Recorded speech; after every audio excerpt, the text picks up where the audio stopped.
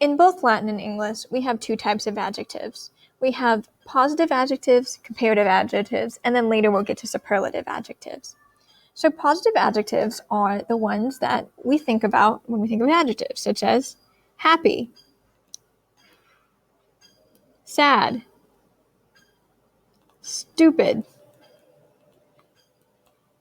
pretty. Oh, I can write. A comparative requires you to compare it to something. And these will always end in English with an IER, or not always, or a more. So you're going to have a more or an IER. So the positive is happy, the comparative would be happier. Sad would be sadder.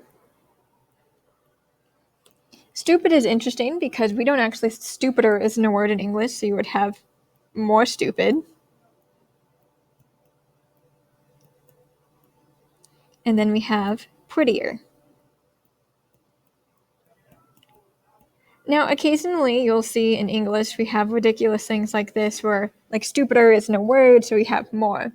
But in Latin, it's actually not as complicated as it is in English. So let's go ahead and write the equivalent of happy. Laetus.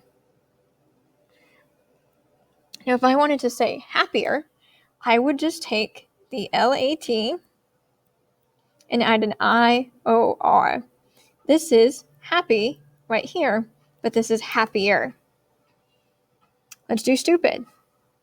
That would be stultus. And the comparative of that is stultior. Pretty,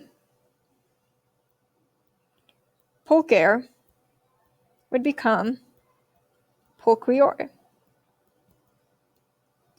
Unlike in English where we have to constantly figure out if it's going to be an IER or add more, in Latin it's just very common. You'll just see this IOR, and that lets you know that it's going to be a more of something. So you, depending on how ridiculous the English is, you'll have to make a choice whether it's the ER form or a more form.